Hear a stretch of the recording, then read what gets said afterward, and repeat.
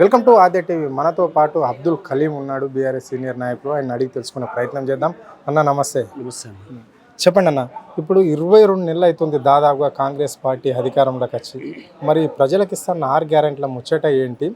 మళ్ళీ విపరీతంగా ప్రజలకు అరకొరని హామీలు ఇచ్చినట్లు మళ్ళీ అభివృద్ధి చేసినామని చెప్తున్నారు.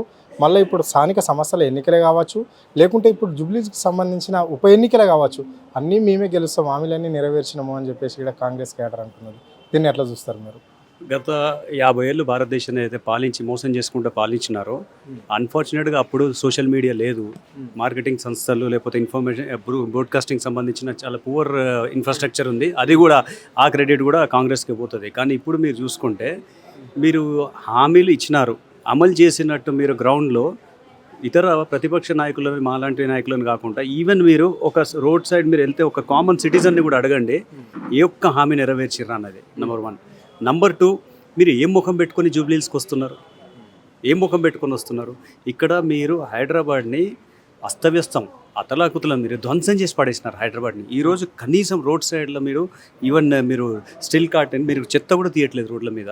అట్లాంటి ఎట్లుండే హైదరాబాద్? కేటీఆర్ గారు ఇక్కడ మా మున్సిపల్ మంత్రి ఉన్నప్పుడు, ఐటీ మినిస్టర్ ఉన్నప్పుడు ఎట్లాంటి పెట్టుబడులు వచ్చినాయి, మనం ఎట్లా హైదరాబాద్ని డెవలప్ చేసాం, ఎన్ని ఆర్ఓబీలు వేసుకున్నాం, ఎన్ని ఆర్యూబీలు వేసుకున్నాం, ఎన్ని ఫ్లైఓవర్స్ వేసుకున్నాము, మనం ఏ రకంగా హైదరాబాద్ని ఒక ప్రపంచ పటంలో ప్రథమ స్థానంలో నిల్చోబెట్టినాం. ఈ 21 మంత్స్ నుంచి హైదరాబాద్కి మీరు ఒక్క స్టోన్ ఫౌండేషన్ నాకు చూపించండి. ఇప్పుడు నిన్నటిదే మాట్లాడదాం. మల్లన్న సాగర్ నుంచి నువ్వు హైదరాబాద్కి నీళ్ళు తీసుకొస్తున్నా అంటున్నావు. నువ్వు తీసుకుపోయి నువ్వు ఈ తోక దగ్గర వచ్చేసి నువ్వు శంకుస్థాపన పెట్టినావు. మల్లన్న సాగర్కి ఎక్కడి నుంచి నీళ్ళు వస్తున్నాయి? మల్లన్న సాగర్కి నీ నీళ్ళు ఎక్కడి నుంచి వస్తున్నాయి? కాళేశ్వరం నుంచి వస్తున్నాయి. ఆయన అంటాడు లేదు శ్రీపాదరావు కట్టించాడు ఎల్లంపల్లి. శ్రీపాదరావు చనిపోయింది 99లో. ఎల్లంపల్లికి స్టోన్ ఫౌండేషన్ పడ్డది 2004లో. దానికి కేసీఆర్ గారి సారథ్యంలో దానికి అష్టకష్టాలు పడి దాన్ని కంప్లీట్ చేసేసి కాంగ్రెస్ అడ్డగోలుగా మధ్యలో వదిలేస్తే దాన్ని 2016లో గ్రాండ్గా ఓపెన్ చేసుకున్నాం. ఎల్లంపల్లి కాంగ్రెస్ ఓపెన్ చేసింది, ఎల్లంపల్లి నుంచి నీళ్ళు వస్తున్నాయి, కాళేశ్వరం నుంచి రావంటే జోకర్ లాగా మాట్లాడుతున్నాడు. రెండోది, ఈరోజు జూబ్లీహిల్స్లో మీరు చూస్తే హైదరాబాద్ మొత్తం అస్తవ్యస్త. మీరు ట్రాఫిక్ చూడండి ఒకసారి. సో నేను ఏమంటున్నా అంటే, రెండోది మైనారిటీ. ఇప్పుడు అజరుద్దీన్ని మీరు తీసుకొచ్చి ఎమ్మెల్సీ ఇచ్చినారు. ఎమ్మెల్సీ ఇచ్చిన తర్వాత మీరు అందరినీ ఏమి అది చేస్తున్నారంటే జస్ట్ అజంప్షన్, మైనారిటీకి మేము ఎమ్మెల్సీ టికెట్ ఇచ్చాం, సీట్ ఇచ్చాం, అది మా గవర్నర్ కోటాలో. అది డెఫినెట్లీ అది గవర్నర్ కోటాలో ఆయనకి ఎమ్మెల్సీ వస్తుందని మాత్రం నేను అనుకోను. అది రిజెక్ట్ అవుతుంది. అంటే అక్కడ కూడా మీరు మైనార్టీని వంచారు. మెల్లిగా అజరుద్దీన్ని తప్పించి మీరు అక్కడ ఒక నాన్ మైనార్టీని దించాలని చెప్పేసి. మైనార్టీ మంత్రి లేడు మా క్యాబినెట్లో. మీరు అసలు మీరు ఎమ్మెల్యేలు మైనార్టీలు ఉండరు, ఎమ్మెల్సీలు మైనార్టీలు ఉండరు, మీరు ఎమ్మెల్యే టికెట్ కూడా మైనార్టీలకు ఇయ్యరు, మీకు క్యాబినెట్లో మైనార్టీ ఉండడు.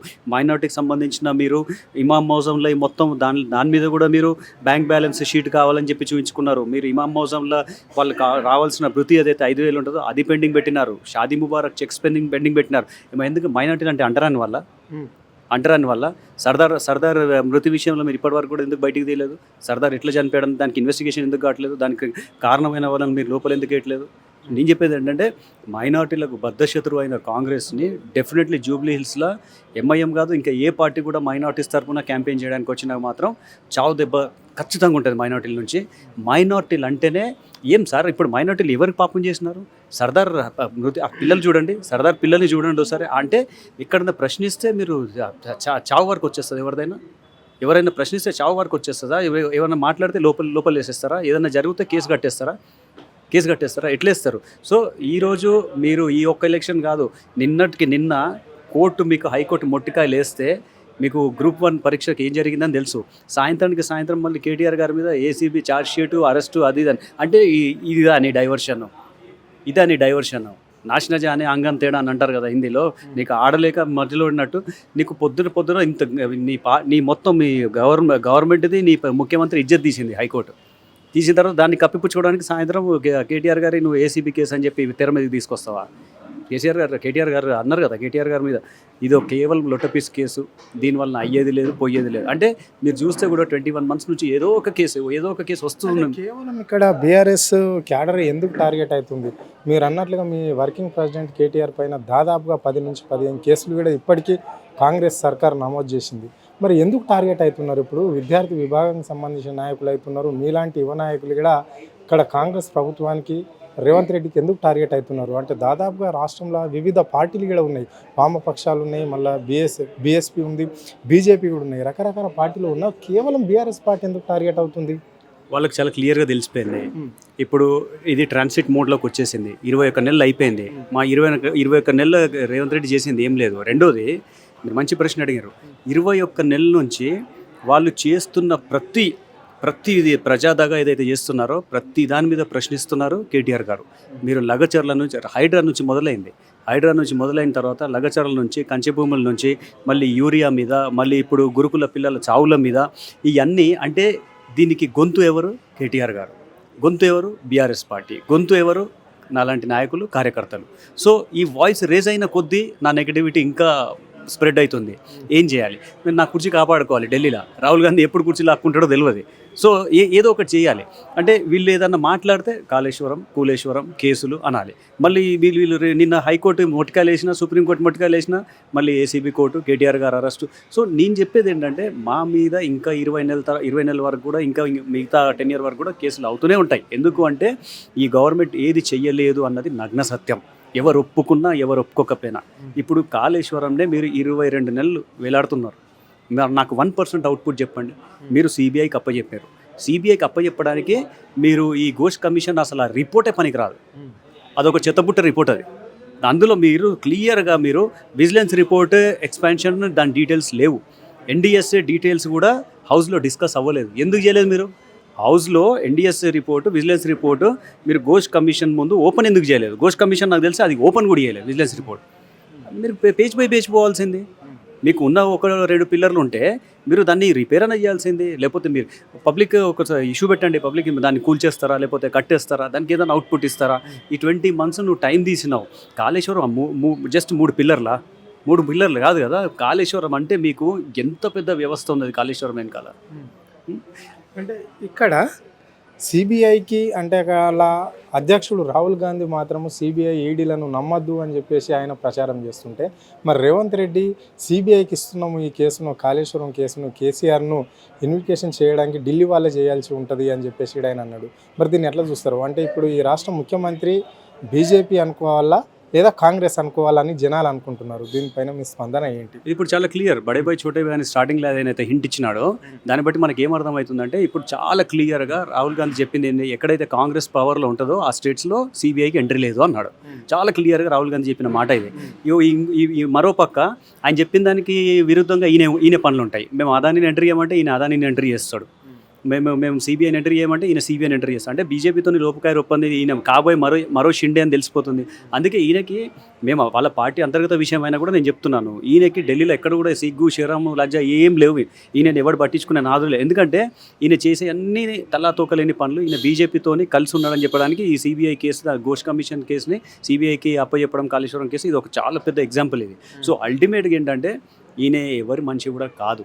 ఈయన చీఫ్ మినిస్టర్ అయిన ఆనందం ఒక్కటి తప్పించి స్టేట్ కోసం, డెవలప్మెంట్ కోసం, వెల్ఫేర్ కోసం, లేకపోతే ఉన్న కాళేశ్వరం నిజంగా దాంట్లో ఉన్న పగుళ్ళు ఉంటే దాన్ని ఎట్లా సార్ట్అవుట్ చేద్దామని చెప్పేసి నిపుణుల కమిటీ వేసి దాన్ని వర్కౌట్ చేద్దామని చెప్పేసి జరుపుతున్న ఈ నాటకాలు తప్పించి ఆయన బీజేపీతోనే చాలా సేఫ్గా ఉన్నాడు. చాలా క్లియర్గా అర్థమవుతుంది, చాలా సేఫ్గా ఉన్నాడు. ఇక్కడ ఈ రాష్ట్రంలో కాంగ్రెస్ క్యాడర్ అనుకుంటున్న మాటలు ఆల్రెడీ బీఆర్ఎస్ పని ఈ రాష్ట్రంలో అయిపోయింది. అందరూ వాళ్ళు కేసులలో చిక్కిపోయారు, వాళ్ళు ఉబ్బిలా పడిపోయారు. కాబట్టి ఇప్పుడు స్థానిక సమస్యల విషయంలోనే కావచ్చు, మీరు అన్నట్లుగా ఈ జుబ్లీహిల్స్ ఉప ఎన్నికల్లో కావచ్చు, గెలిచేది కాంగ్రెసే అని చెప్పేసి ఇక్కడ వాళ్ళు ధీమా వ్యక్తం చేస్తున్నారు.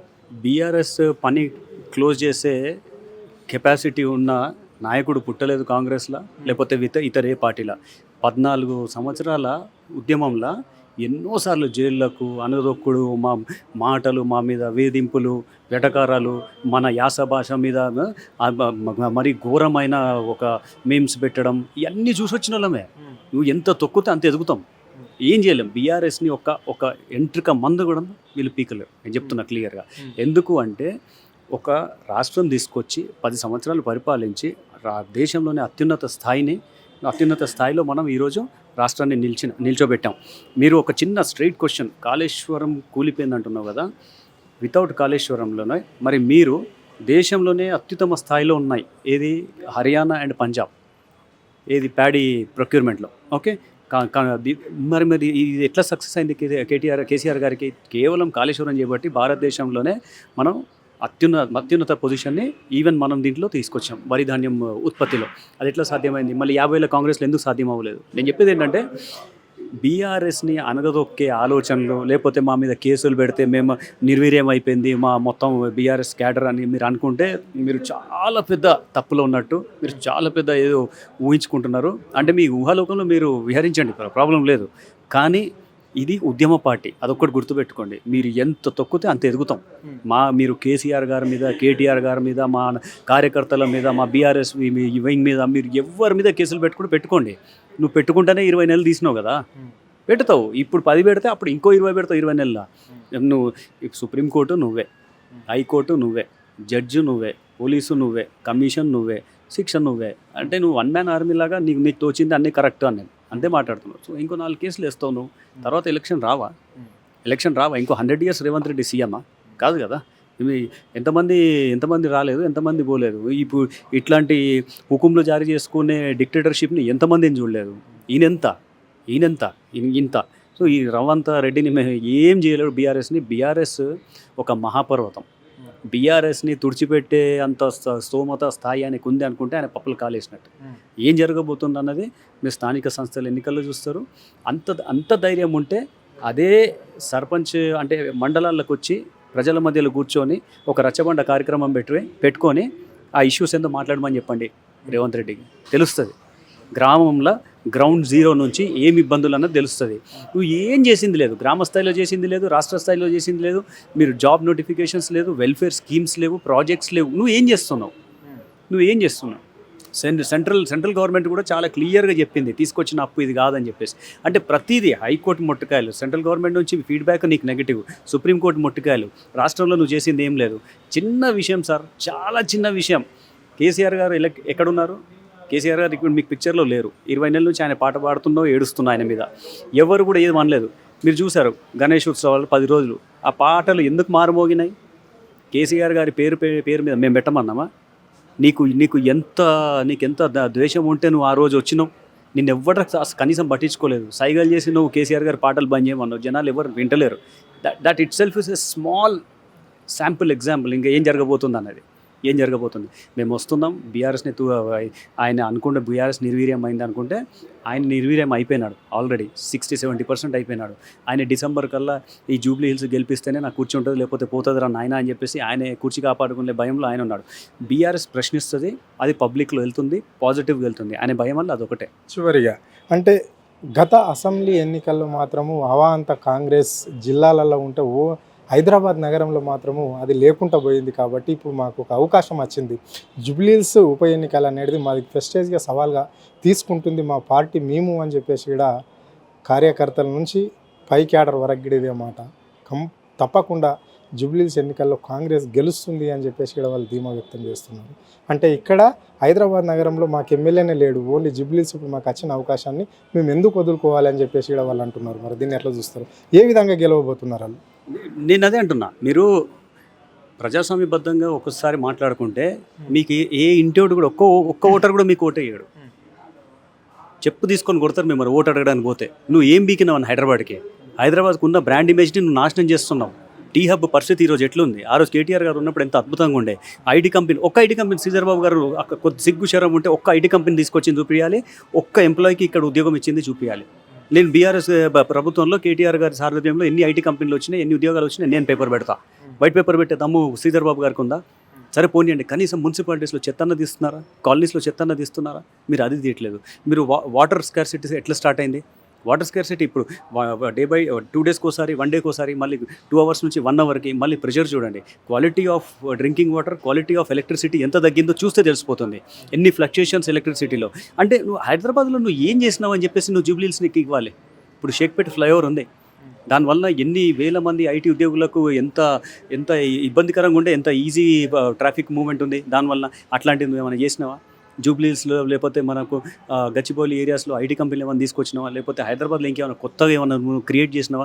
దేని గురించి నీకు కొట్ట వేయాలి? నువ్వు ఒక్క మాట చెప్పు రేవంత్ రెడ్డి. జూబ్లీహిల్స్ నువ్వు గెలుస్తావు అనుకుంటారు, నీకు ఒక ఇంటి నుంచి కూడా నీకు ఒక్క ఏటు ఎందుకు రావాలో చెప్పు. ఎందుకు రావద్దో మేము చెప్తాం. ఎందుకంటే హైదరాబాద్లో చాలా చోట్ల నువ్వు దెబ్బతీసావు. అదే నిన్ను మొత్తం సర్వనాశనం చేసి పడేసింది. నువ్వు రియల్ ఎస్టేట్ మొత్తం నాశనం చేసినావు. హైదరాబాద్ని ఆనుకొని రాజేంద్ర నగర్ లాంటి కాన్స్టిట్యున్సీస్లో చాలామంది రియల్ ఎస్టేట్ ఏదో చిన్న చితక ఏజెంట్స్గా చేసుకొని బతికే ఎంతోమంది పొట్టగొట్టేస్తున్నావు. నీకు ఈ జూబ్లీస్ని గెలుస్తా అంటున్నావా? ఒక్క పాయింట్ ఉందండి, ఆయన అక్కడే ఉంటాడుగా. ఒక్క పాయింట్ ఉంది, ఆయన చెప్పాలి. జూబ్లీ హిల్స్ అంటే నువ్వు పోతున్నందుకు వందల మందిని సిగ్నల్ వేయించి రోడ్డు మీద ఆపినావు, నా కోసం ట్రాఫిక్ ఆపొద్దని పెద్ద పోటుగా స్టార్టింగ్ చెప్పినావు కదా. మరి ఇప్పుడు ఎట్లా ఆపుతున్నావు నువ్వు? మధ్యలోంచి వెహికల్స్ వెళ్ళినాయి, ఆ వీడియో కూడా ఉన్నాయి మా దగ్గర. నీకోసం జనాలు ఎండల్లో తట్టుకోలేక నీ బండి వచ్చే ఒక్క నిమిషం ముందే పోలీసులు ఆపుతున్నా కూడా వెళ్ళిపోతున్నారు ఎండల్లో. నువ్వు ఎందుకు ఆపుతున్నావు? నువ్వు మాట ఇచ్చినావు కదా, నేను నా కోసం ట్రాఫిక్ ఆపొద్దు, నేను ఒక సాధారణ మంచి సీఎం లాగా నన్ను నేను ట్రీట్ చేసుకున్నాను. ఏడిపోయినాయి నీ మాటలు, ఏడిపోయినాయి. సో నువ్వు జూబ్లీ హిల్స్లో నువ్వు యాంటీ మైనారిటీ, ఓకే, నువ్వు ఒక కంప్లీట్గా ద్వేషం పెంచుకొని ఒక రాజకీయ రివెంజ్గా ప్రత్యర్థులు కేసీఆర్ గారి మీద, కేటీఆర్ గారి మీద కేవలం మీరు ఒక రివెంజ్ కోసమే సీఎం అయినట్టు చాలా స్పష్టంగా ఉంది. ప్రజల కోసం మీరు ఏం చేయట్లేదు. ఇప్పటికీ కూడా నేను గత 2 శుక్రవారాలు రహమత్ నగర్లో ఎర్రగడ్డలో అక్కడ పర్యటిస్తున్నా.